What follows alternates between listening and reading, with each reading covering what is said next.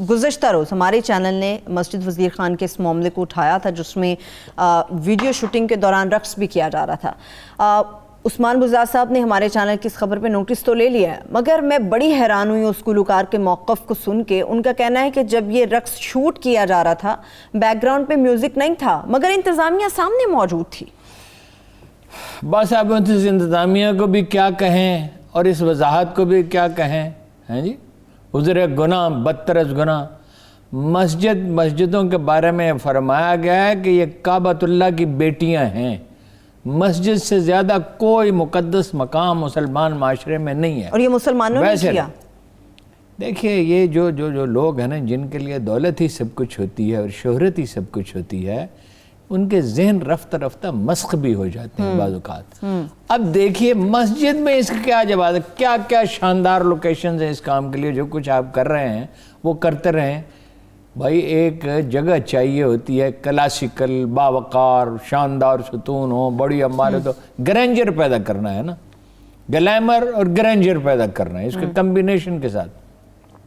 مگر ذہن جب مسخ ہو جائیں، سوال یہ پیدا ہوتا ہے انتظامیہ موجود تھی تو اس سے جواز پیدا ہو گیا، اس سے جواز پیدا ہو گیا۔ اور یہ دیکھیے ٹی وی پہ مستقل ہو رہا ہے، بہت سے چینلز پہ جو ڈرامے دکھائے جا رہے ہیں، اس میں مجھے جھجک ہو رہی ہے یہ کہنے میں کہ سسر جو ہے وہ بہو اور وہ بھائی اور سوتیلا بھائی اور بیٹا اور چچا اور چچی، غیر اخلاقی اس حد تک۔ اور یہ جب آپ نے لاہور میں اجازت دی تھی نا اس تھیٹر کی، جو گندگی کی آخری حد ہے جو دنیا میں شاید امریکہ میں بھی نہ ہو، تو اس وقت ہم کہہ رہے تھے کہ اس کے نتائج بہت تباہ کن ہوں گے معاشرے پر۔ مزاحیہ پروگرام ہوتے ہیں، نہیں وہ جب آپ نے دیکھیے سیاسی پروگرام میں ہم غلطی کرتے ہیں، ہو جاتی ہے غلطی، تو کیسے فٹافٹ نوٹس لیا جاتا ہے اور کیسے جواب طلب کیا جاتا ہے کہ آئیں اور بتائیں، اور پابندیاں لگائی جاتی ہیں۔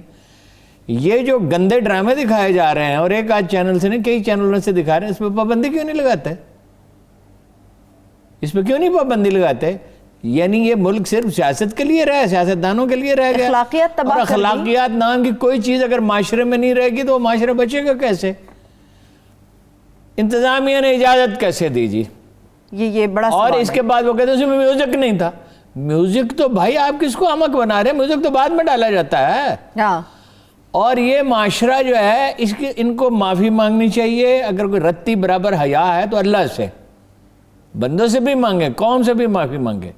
اور یہ جو انتظامیہ ہے اگر یہ وہاں موجود تھی، اس کا ایک شخص بھی وہاں نہیں رہنا چاہیے باقی۔ دیکھیے اس مسجد کی ایک تاریخی حیثیت ہے، یہ وہ لوگ تھے جن میں خامیاں بھی تھی، ملوکیت کا دور تھا، کہ جو یہ سمجھتے تھے کہ ہمارا اعزاز اس میں ہے کہ دنیا میں سے جانے سے پہلے ایک شاندار مسجد تعمیر کر دیں۔ اور ایک آدھ نہیں ہے، بر صغیر میں ایسی سینکڑوں مساجد ہیں جو لوگوں نے اپنے ذاتی سرمایہ سے بنائی ہیں، اور یہ ایک تاریخی عمارت ہے۔ کل آج آپ نے اس کی اجازت دی، کل اس سے بڑھ کے آپ اجازت دے دیں گے، لہذا اس پہ تو نرمی کا کوئی سوال ہی نہیں ہے۔ اور میرا خیال ہے کہ نوٹس وزیر اعلیٰ نے لے لیا ہے، اس پہ کوئی قانون ہی نہیں ہے۔ دلچسپ بات یہ ہے قانون اس سے سازی ہونی چاہیے، ایسے لوگوں کے پہ پابندی لگنی چاہیے۔ اور آج بھی الحمرہ میں وہ گالی گلوچ ہو رہی ہے جس میں ماں، بہن، بیٹی، بہو، کسی کی کوئی توقیر نہیں ہے۔ اور بعض مزاحیہ پروگراموں میں بھی ایسے جملے چلتے ہیں کہ آدمی سن کے ششدر رہ جاتا ہے کہ بھئی اس کو خاندان نے دیکھا، ٹیلی ویژن سارا خاندان دیکھتا ہے۔ تو یہ ساری پالیسی پہ نظر ثانی کرنی چاہیے، شبلی فراز صاحب کو دیکھنا چاہیے۔ اور یہ کیا شاندار ڈرامے ہم پروڈیوس کرتے تھے پی ٹی وی سے۔ ہارون صاحب میں تو آج بھی ہوتے ہیں، ایران میں ہوتے ہیں۔ یہ آپ نے دکھایا نا، جی تو وہ زیادہ دلچسپی سے دیکھا گیا نا، اس میں یہ ساری خرافات تو نہیں ہے، اس میں تو وہ جو اسلام حقیقی تھا، پھر کیوں ساری دنیا میں وہ دیکھا گیا؟ کچھ لوگ ہوتے ہیں کہ وہ ریاضت کرنے کی بجائے، مشقت کرنے کی بجائے لوگ یہی دیکھنا چاہتے ہیں۔ یہ کوئی دلیل نہیں ہے۔ لوگ تو بہت کوئی شاید غلیظ چیز بھی دیکھنا چاہتے ہو، تو اس کا مطلب یہ اس کی اجازت دے دی جائے۔ ہاں، اس کے اوپر کوئی قانون باقاعدہ قانون سازی ہونی چاہیے، فوراً ہونی چاہیے۔ नहीं तो एग्जेक्टिव ऑर्डर से करें, इन पे पाबंदी लगाएं कुछ अच्छे के लिए। हारून साहब, और इस इंतजामिया अगर ये शरीक है इसमें, और इस इंतजामिया को फारग करें। नहीं, उस गुलूकार ने बाकायदा कहा कि इंतजामिया हमारे सामने मौजूद थी जब ये फिल्माया गया, उसकी शफाफ तहकीकात। लेकिन हारून साहब, मेरा जहन इस चीज को समझने से कासिर है। एक वो लोग जिनको एक मस्जिद के इंतजाम का पाबंद किया गया है, उनका अपना एक मकाम होता है कि एक मस्जिद के इंतजाम को देख रहे होते हैं, जब वही लोग अपने मकाम से नीचे गिर जाएंगे। मैं इस वक्त इस पर तफसील से गुफ्तगू करूंगा। बात यह है कि मसाजिद के लिए जो कमेटियां बनती हैं, इनका निज़ाम अच्छा नहीं है। इसमें बहुत अफसोसनाक वाक़यात हमने रूनमा होते हुए देखे हैं। एक ये आपको बता देता हूँ, वही काफ़ी होगा। जी जी।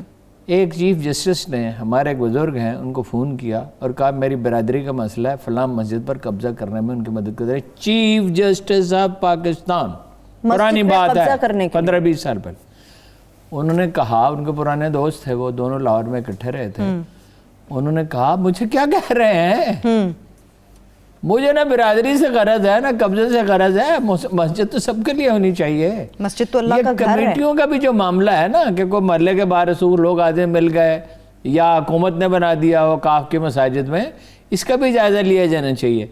जिस माशरे में इंसाफ नहीं होता ना, मेरिट नहीं होता ना, वहाँ हर तरह की पेचीदगियाँ पैदा होती हैं और गलती बांझ नहीं होती, गलती औलाद जनती है, फिर वो काम बढ़ता चला जाता है। बस इससे ज़्यादा इस पर क्या कहें। ठीक है, लोगों का दिल दुखाया है इन्होंने बहुत बुरी तरह, और ये इसको भुगत।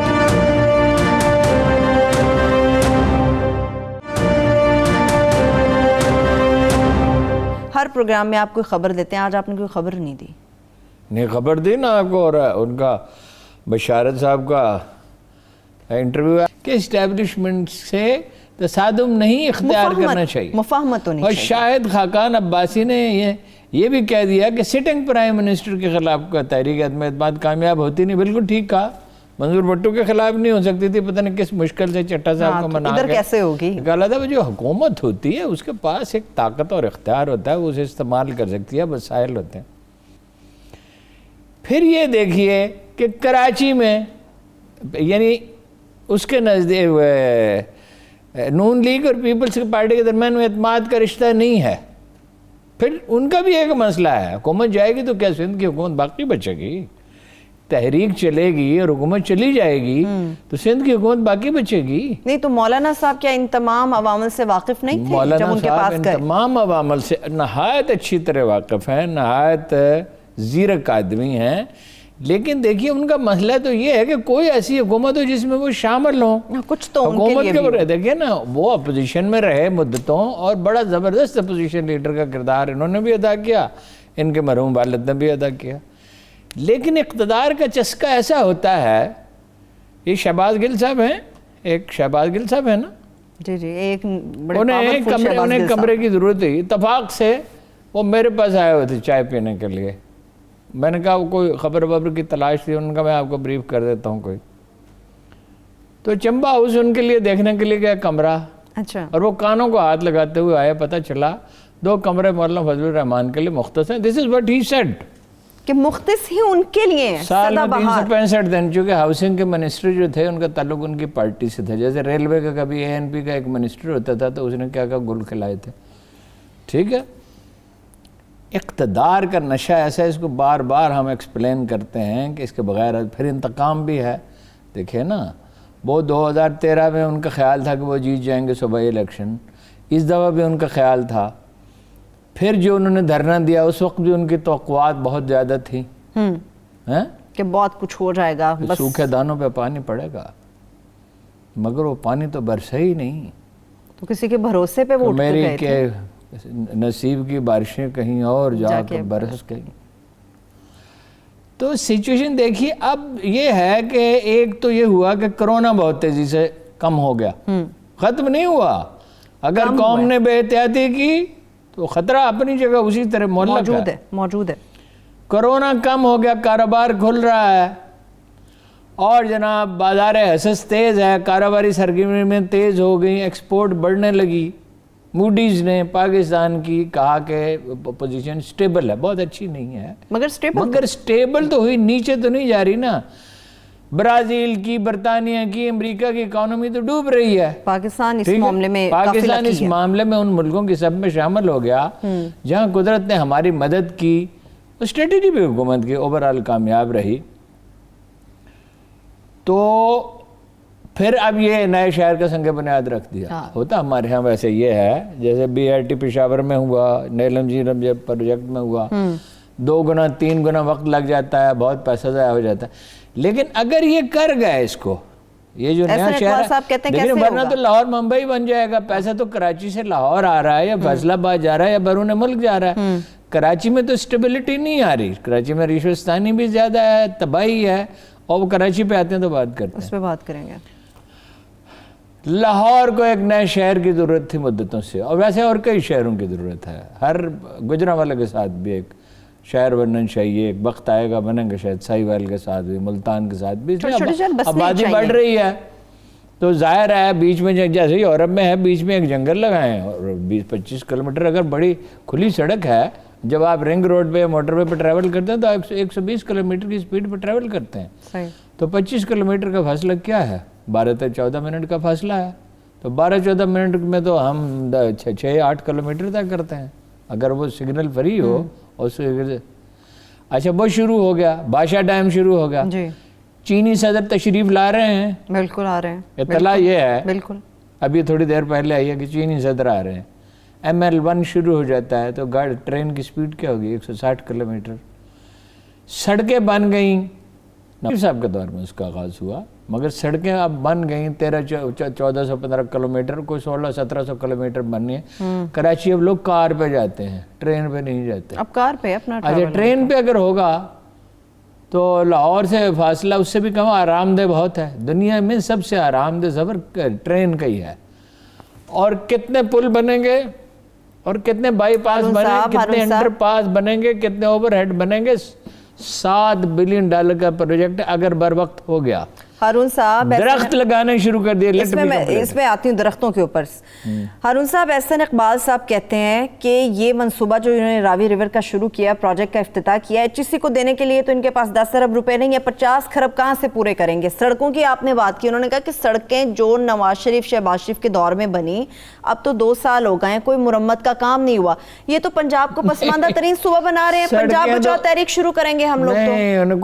کوئی تحریک شروع نہیں کریں. یہ میں آپ کو یقین دلا رہا ہوں، جو میرا اندازہ ہے کوئی تحریک چلے. یہ کرونا ابھی تک باقی ہے، مکمل طور پہ تو ختم نہیں ہوا. یہ پارٹی کی ساخت ایسی نہیں ہے. اس پارٹی کے پاس کوئی اسٹریٹ پاور نہیں ہے.